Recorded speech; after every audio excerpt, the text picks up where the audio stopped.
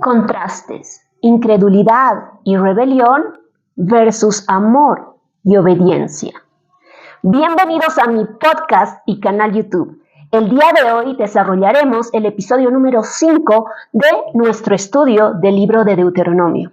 El día de hoy veremos las jornadas previas a Cades Barnea y los acontecimientos suscitados allí. Daremos continuidad a la línea de tiempo que hemos estado desarrollando desde los dos episodios anteriores. Es así que hoy nos introduciremos a la descripción de aquellos 11 días que transcurrieron desde la orden de Yahweh de levantar el campamento el día 20 del segundo mes del segundo año de Israel a su salida de Egipto, del monte Sinaí, para marchar rumbo a la tierra prometida. Pero, ¿por qué es importante detenernos a observar los acontecimientos ocurridos en Cades Barnea? Porque este es el lugar, este es el punto decisivo para una generación. Es el lugar en el cual la primera generación que salió de Egipto se encuentra a las puertas de ingresar al cumplimiento de su destino profético, de ser aquel candelabro y luz para las naciones, o ser la generación que en rebelión contra Yahweh se convierte en aquella cuyo único destino es vagar por el desierto por 38 años. Esta la importancia de ver los acontecimientos ocurridos previamente y en el mismo Cades Barnea. Así que comencemos. El día de hoy, además, en medio de esta enseñanza, vamos a llegar al punto concluyente del capítulo 1 de Deuteronomio, el cual nos dice que fue la falta de seguridad en el amor de Yahweh, en el corazón del pueblo, en la primera generación que salió de Egipto, lo cual le impidió poder ingresar y poseer la tierra, porque hubo lugar a dudas que se transformaron en incredulidad y posteriormente en la rebelión del pueblo para decidir abandonar su destino profético a las puertas de Cades Barnea y marchar de retorno a Egipto. En este episodio entenderemos también aquello que en el episodio número 1, que te lo voy a dejar aquí, habíamos mencionado, que el libro de Deuteronomio debería ser llamado el libro de las declaraciones de amor de Yahweh para Israel, porque este es el contenido del libro. Pues, dado que la segunda generación de Israel se encuentra a las puertas del ingreso a la tierra prometida, vamos a oír a Yahweh hablar las palabras más profundas de amor, entendiendo que es el amor lo que va a habilitar a su pueblo para que ellos puedan obedecer y cumplir aquel destino profético. Entenderemos que es el amor lo que va a despertar el corazón de Israel al entendimiento de aquel destino profético que Yahweh tiene para con su pueblo Israel.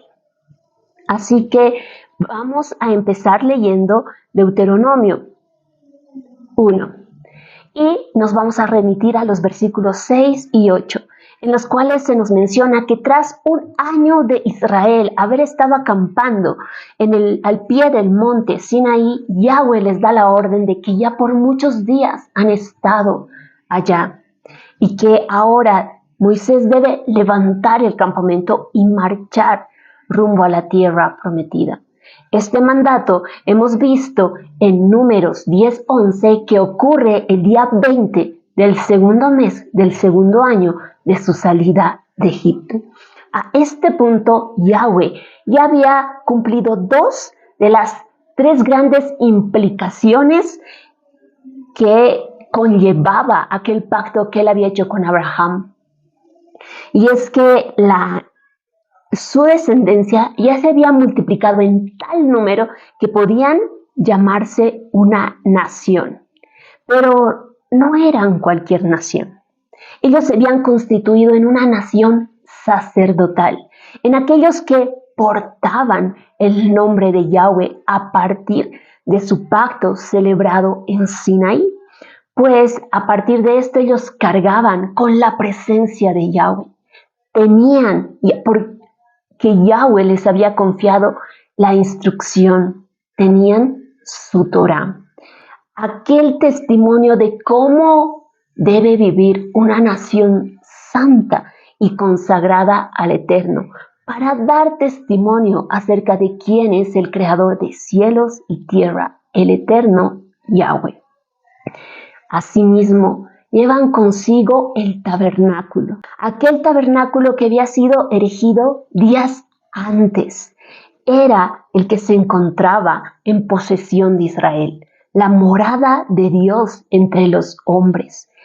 Y el arca del pacto era aquella que marchaba delante de los escuadrones de Israel, como vimos en la sesión pasada, para buscarles lugar de descanso y conducir a Israel y ser introducida la morada de Dios, el tabernáculo que llevaba Israel en el centro de la tierra, en Jerusalén, el lugar donde confluyen 3 continentes, para que el nombre de Yahweh sea dado a conocer a las naciones como testimonio de aquel lugar de encuentro que Yahweh deseaba para con los hombres, como había sido desde el principio.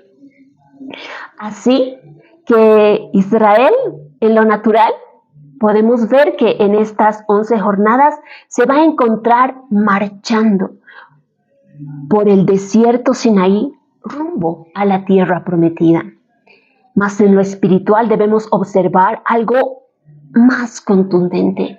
Israel estaba marchando y conduciéndose hacia su destino profético, hacia el cumplimiento de ser aquel candelabro para las naciones, pues debían exponer en medio del centro de la tierra la luz que Yahweh era en medio de ellos, tanto por su presencia como por su Torah y como por el tabernáculo que estaba juntamente con ellos. Aquella luz que Yahweh estaba enviando a la tierra para que el resto de las naciones reciban su testimonio y abandonen sus perversos caminos y la perversión a la cual las guiaba su naturaleza caída y su pecado, y puedan mirar y puedan conocer su nombre,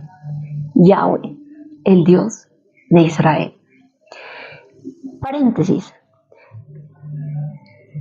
¿Qué creen que sucede entonces? ¿Qué sucede a aquellos que están marchando rumbo con destino a la tierra prometida, pero principalmente se están conduciendo a su destino profético? Acontece aquello que podría ocurrirnos a ti o a mí, si es que no hemos tratado con mucho cuidado nuestros miedos, temores e inseguridades. Pues de no haberlos tratado, corremos el riesgo de que en el corazón pueda enfrentar diferentes tormentas internas en los puntos más cruciales de nuestra vida. En esta historia aprenderemos que tú y yo, sabiéndonos ciertos y confiados en el amor de Yahweh y su bondad, nosotros podemos heredar sus promesas. Sí, tú y yo necesitamos entender que aquel que constituyó el universo en amor, para que sea la morada de Él en medio de los hombres, y habiéndonos revelado en Jesucristo el deseo de la reconciliación de cielos y tierra, para que una vez más su morada se establezca en la tierra. Y últimamente es a lo que se está conduciendo la historia de la humanidad. Es el testimonio de este libro, tú y yo podamos sentirnos seguros de que somos amados. Y si amados, nosotros podemos responder en amor, porque Él ha manifestado su amor para con nosotros y nosotros somos habilitados en ese amor. Cierro el paréntesis. Continuemos. Deuteronomio del versículo 9 al 17, antes de pasar a describirnos la incredulidad y la rebelión del pueblo, nos va a describir el establecimiento de jueces. Y el establecimiento de jueces es la respuesta a dos acontecimientos previos que suceden entre los 3 primeros días que Israel parte del monte Sinaí a la tierra prometida. Estos eventos son Tabera y Kibrot Hatava, de los cuales tenemos una mayor amplitud en el libro de Números, el capítulo 11. Pero previo a esto desarrollaremos los versículos 9 al 17 que se nos habla aquí en el capítulo 1 de Deuteronomio. En el versículo 9, Moisés nos relata que en este tiempo, es decir, el mismo tiempo que Yahweh les mandó partir rumbo a la tierra prometida, dice que él le habló al pueblo y le dijo: yo no voy a poder soportar solo la carga de ustedes, pues Jehová ha cumplido sus promesas, realmente se han multiplicado como las estrellas en los cielos. Y podemos ver que en el censo que Moisés había efectuado días anteriores, realmente se tenía a 600,000 hombres de a pie, contando únicamente varones de 20 años para arriba. Es así que este grande pueblo demandaba de Moisés mucha atención y cuidado, por lo que en el versículo 12 Moisés va a aclarar a qué se refiere con que se ha multiplicado la carga del pueblo sobre sí mismo y él no va a poder seguir llevándola solo. Y Moisés nos dice en el versículo 12 que esta carga está relacionada a las molestias, a la carga y a las contiendas que existen entre ellos, haciéndonos entender no solo puntos negativos que conlleva la responsabilidad de aquel que estaba siendo cabeza, designado por Yahweh para llevar al pueblo de Israel a su destino profético. Y es que encontramos que si bien las molestias tienen que ver con contiendas que pueden haber entre hermanos, los pleitos tienen que ver ya con asuntos de juicio. Y las cargas están más relacionadas al cuidado, al sustento que se debe proveer a tan grande número de personas. Por lo cual Moisés pide señalar varones de entre las tribus que sean sabios, entendidos y reconocidos de buena reputación para ponerlos por cabezas, por líderes. Ahora el pueblo responde que esta es una buena determinación. Entonces Moisés dice que él tomó de entre las tribus a varones sabios y reconocidos y los puso por jefes de miles, de centenas, de 50 y de decenas, y los ordenó como procuradores. Ahora, este orden de los jefes de 1000 a 10 responde a un orden que no es al azar, sino un orden que es dado por tribus, por casas patriarcales y por hombres cabezas de familia, destacándose aquí el orden y la honra que se da a los ancianos y a los padres de familia, lo cual en Occidente en estos tiempos ya no existe, casi no existe. Y Moisés da el mandato a estos jueces en 6 aspectos. El primero les dice que escuchen entre sus hermanos los asuntos de pleito. Dice lo segundo, que juzguen con equidad el asunto de cada uno con su hermano o con su vecino prosélito, aludiendo aquí a los egipcios que habían partido con el pueblo de Israel a su salida de Egipto, citados en Éxodo 12:38. Lo tercero que les pide es que no hagan favoritismos en el juicio. Lo cuarto, vuelve a mencionar que escuchen, pero hace un énfasis, escuchen al pequeño como al grande, haciendo entender la importancia de atender a ambos en el mismo grado de importancia. Número 5, les pide que no se intimiden delante de ningún hombre, es decir, que no se intimiden delante de los poderosos, porque el juicio, la justicia le pertenece a Yahweh y Él los estaba encomendando y ordenando para esta labor. Lo sexto que les pide es que cualquier causa difícil sea traída a Él.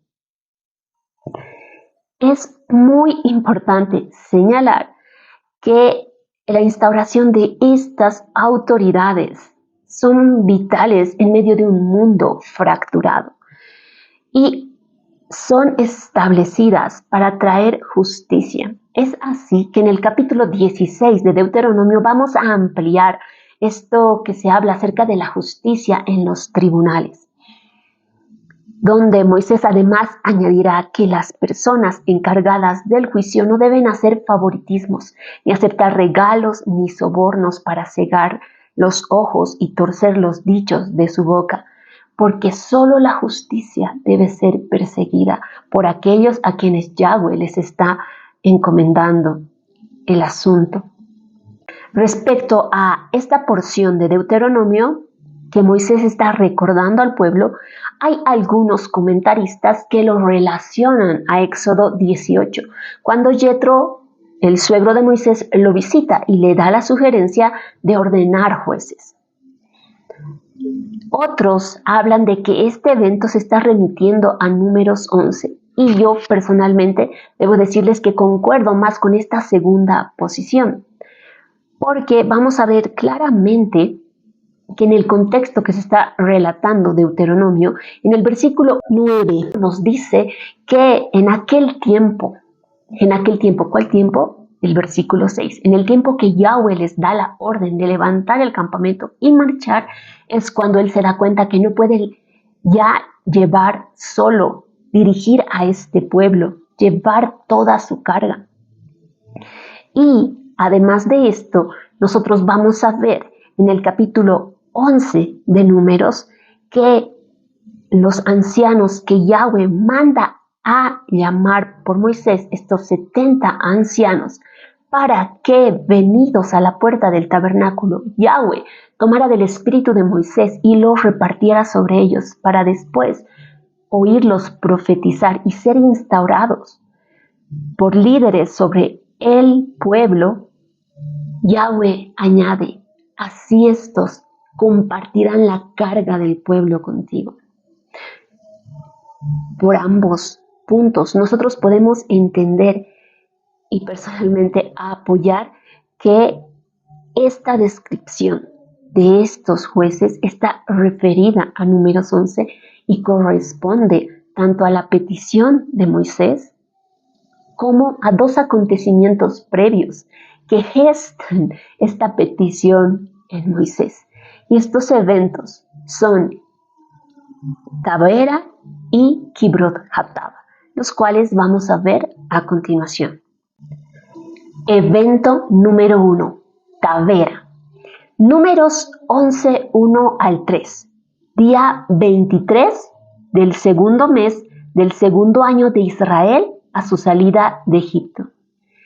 En Números 10, 11 vemos la orden de Yahweh el día 20 del segundo mes del segundo año de levantar el campamento y marchar rumbo a la tierra prometida.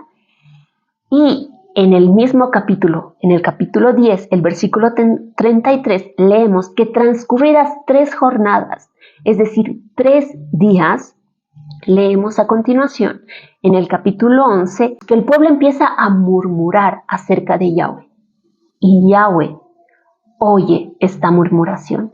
Entonces es encendida su ira y sale fuego de Yahweh y consume un extremo del campamento. Y ahora, ¿por qué se nos describe que el fuego consume un extremo del campamento? Es porque necesitamos entender para quién era el juicio. Las 12 tribus, según el orden de Yahweh, habían sido ordenadas alrededor del campamento. Pero quienes se encontraban fuera del campamento eran los extranjeros, aquellos egipcios que habían salido juntamente con Israel al observar el brazo poderoso de Yahweh al manifestar sus plagas sobre Egipto. Es a estos que el fuego va a consumirlos. El fuego de Yahweh los consume. Este lugar es llamado Tabera debido al fuego. Tabera significa ardor y está referido al ardor de la ira de Yahweh, como también está relacionado a fuego. Así que este lugar es denominado Tabera. Evento número 2, Kibrot Hatava. Números 11 del 4 al 35. El día que presumimos para este evento es el mismo día que aconteció lo de Tabera, el día 23 del segundo mes del segundo año de Israel a su salida de Egipto. Y el versículo 4 nos dice, y otra vez la chusma, hablando de los egipcios que iban con Israel, tuvieron gran deseo, y también algunos entre el pueblo de Israel lloraron y dijeron, ¿quién nos diera de comer? Oh, ¿cómo recordamos que en Egipto comíamos pescado, pepinos, melones, puerros, ajos y cebolla?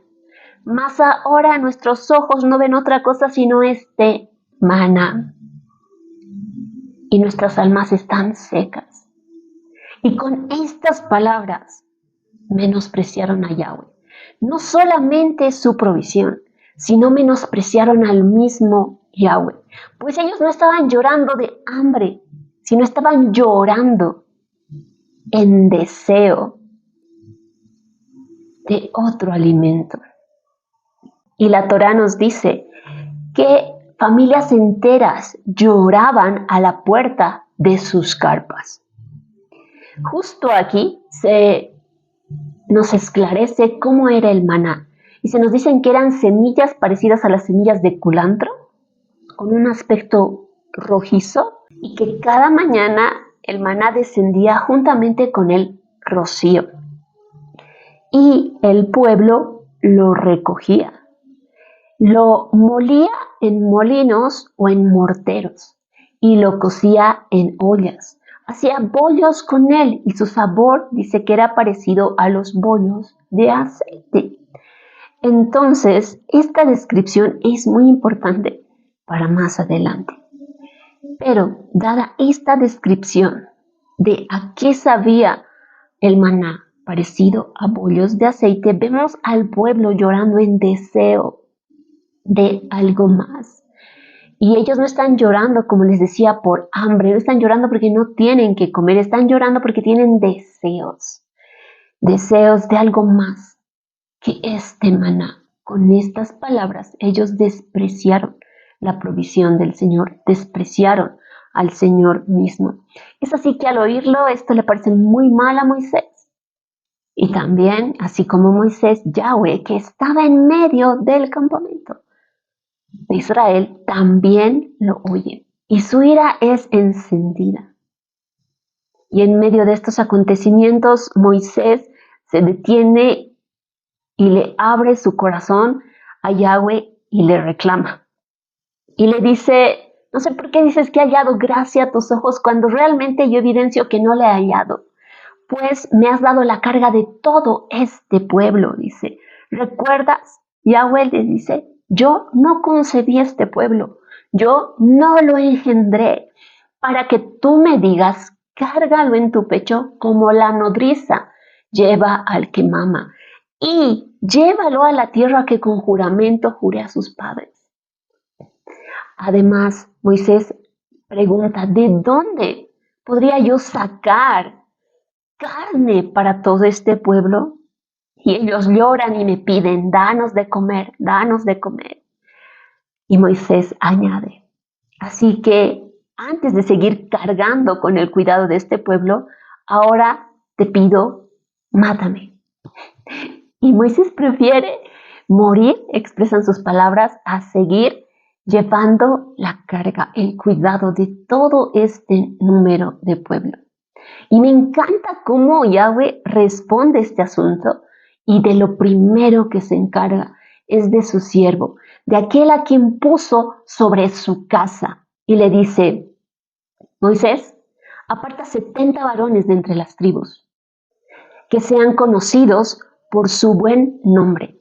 Llévalos a la puerta del tabernáculo y ahí voy a tomar del espíritu que he puesto sobre ti y lo voy a poner sobre ellos también, para que contigo soporten la carga del pueblo. Y número 2, Moisés dice, ahora voy a ocuparme de los deseos del pueblo. Santifícalos para mañana. Y no va a ser durante un día, 2, 5, 10, 20 días, sino por 30 días que les voy a dar de comer carne a este pueblo. Porque lloraron y se quejaron y dijeron, ¿para qué hemos salido de Egipto? Entonces, Moisés le responde a Yahweh con gran asombro. Aquel Moisés que había sido instrumento de Yahweh para ver la mano poderosa de Yahweh obrar en medio de Egipto y sacarlo por señales y prodigios. Oímos a Moisés decirle a Yahweh, son 600,000. ¿Cómo tú dices, les voy a dar de comer? Y no solo un día, sino un mes entero. Le dice Yahweh, aun cuando matásemos todo el rebaño, que son las ovejas y cabras, y todo el ganado, y son las vacas, dice, no alcanzaría. Además, dice Moisés, aún si recogiéramos todos los peces del mar, no sería suficiente. Y entonces Yahweh arguye a Moisés y le dice lo siguiente, ¿acaso se ha cortado mi mano? Ahora verás si cumplo o no mi palabra. Entonces la Torah nos refiere que Moisés reúne a estos ancianos, estos vienen a la puerta del campamento, Yahweh toma del espíritu que está sobre Moisés, lo derrama sobre ellos, estos profetizan, ahí tenemos a Eldad y Medad que no habían acudido al campamento, pero igual están profetizando, y dice que así también, como Yahweh separa a este pueblo, a estos 70, para compartir la carga con Moisés, también se encarga de aquel deseo, aunque era un deseo desordenado del pueblo, y envía un viento oriental y trae codornices. Y dice que el pueblo recogió todo el día y toda la noche estas codornices. Y lograron reunir, dice, 10 homeres. Quiero que notes esto, el pueblo no solamente recogió el día, sino toda la noche. Tanto era el deseo de carne que no durmieron. Y recogieron, dice, la medida de 10 homer. Eso es aproximadamente 10 turriles, gigantes, grandotes. Entonces, la palabra nos cita que cuando la carne estaba entre sus dientes, cuando ellos ya la habían cocinado y se la estaban comiendo, dice, aún no la habían masticado, dice, y fue encendida la ira de Yahweh. Y murieron muchos del pueblo. Y este lugar fue denominado Kibrot Hatava, que significa sepulcros del deseo, porque allí fue sepultado un pueblo con deseos desordenados. Así que en este texto observamos que son los eventos de Tabera y Kibrot Hatava que confluyen en la petición de Moisés a Yahweh de no llevar solo la carga del pueblo. Y Yahweh ordena el establecimiento de estos 70 ancianos para sobrellevar la carga del pueblo con Moisés. Ahora, en el capítulo número 1 de Deuteronomio, del versículo 18 adelante, vamos a ver que recién, después de hablarse del establecimiento de los jueces, se introduce a los acontecimientos en Cades Barnea. Pero hay un evento más que debemos citar, porque está en la escritura y porque es determinante entenderlo para el acontecimiento con la murmuración de los espías. Y es que levantados de Kibrot Hatava, el pueblo parte para Haserot. Este viene a ser el evento número 3 en medio de estos 11 días de jornada. Evento número 3, números 12, Hazerot, la murmuración de Miriam. Este día podríamos citarlo entre el día 24 del segundo mes del segundo año, es decir, al día siguiente de Kibrot Hatava. Y dice que el pueblo permanece en Hazerot durante 7 días, pero no permanece allí 7 días porque así debiera haber sido, sino porque Miriam retrasó al pueblo 7 días. Dado esta aclaración de parte de la Torá, algunos comentaristas arguyen que la distancia entre el monte Sinaí a Cades Barnea únicamente requería de 3 a 4 jornadas, es decir, 3 a 4 días, y a ellos les tomó 11 días. Y parte de este retraso está totalmente relacionado al acontecimiento con la murmuración de Miriam. Y números 12 nos relata que Miriam comienza a murmurar con Aarón. Ahora se entiende que la que hablaba y murmuraba era Miriam y Aarón era quien le escuchaba sus murmuraciones. Y estaban murmurando, dice, acerca de la esposa cosita de Moisés. Y este es un punto que algunos lo malinterpretan y piensan que Moisés tomó una segunda esposa. Sin embargo, los estudiosos nos dicen que es la misma Séfora y que era una mujer de color. ¿Por qué? Porque ella vivía en el desierto. Ella vivía en el desierto de Madián. En Éxodo 2, 21, nosotros leemos acerca de Séfora, la hija de Reuel, que está junto con sus hermanas pastando y quiere abrevar el rebaño, y Moisés sale a defenderla de los pastores que no las dejaban abrevar a su rebaño. Más tarde leemos que Reuel le entrega en matrimonio a Moisés a su hija Séfora. En Éxodo 4, cuando Moisés parte de Madián rumbo a Egipto para hablar con Faraón acerca de la liberación de Israel, vemos que Séfora acompaña a Moisés a este evento. Y en este lugar de camino dice que el ángel de Yahweh sale a pelear con Moisés, a lo que prontamente Séfora responde con la circuncisión de su hijo primogénito y declara que Moisés es un esposo de circuncisión para ella.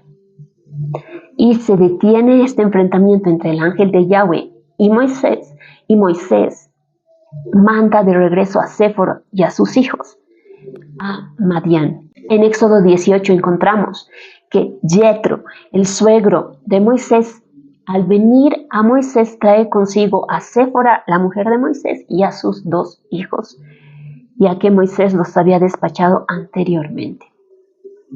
Así que es de esta mujer de quien se está hablando en esta porción de texto, pero la murmuración de Miriam tiene que ver con que ella arguye que Yahweh no únicamente habla con Moisés, que también Yahweh ha hablado por boca de ellos. Y tenemos ahí a Miriam cantando este cántico de liberación en Éxodo 14. Y tenemos también a Aarón, a quien Dios le había hablado en Levítico acerca de la santidad de los sacerdotes. Entonces, el Señor, al oír esta murmuración, dice que convoca a los 3 hermanos, a Moisés, Aarón y Miriam, a la puerta del tabernáculo. Y Yahweh le dice a Miriam y a Aarón, que había escuchado la murmuración de Miriam, que cuando él levanta un profeta, él puede hablarle por medio de sueños y visiones, mas no es así con Moisés, a quien él le habla boca a boca, a quien dice, yo le hablo en visión, pero sin enigmas. Y por cuanto no tuviste temor de hablar en contra de mi siervo Moisés, le dice, mi ira va a ser encendida en contra tuya. E inmediatamente Miriam es llena de lepra, como la nieve. Así que Aarón prontamente pide a Moisés interceder a favor de su hermana Miriam. Así que Moisés, el hombre manso que llama la Torá, intercede por Miriam.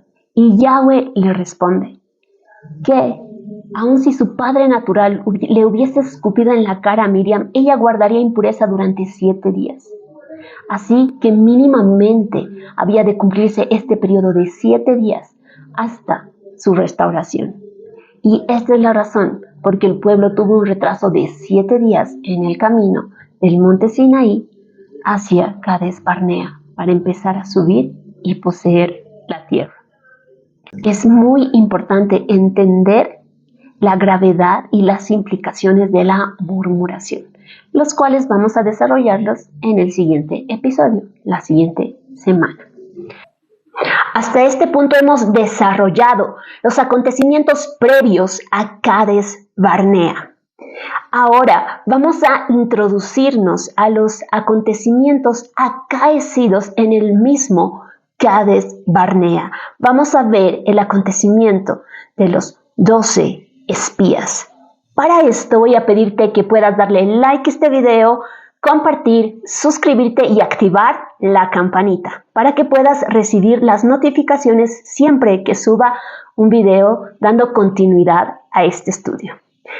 Ahora, el video nos ha quedado un poco largo en esta enseñanza, así que te voy a invitar a que puedas ver la segunda parte a continuación.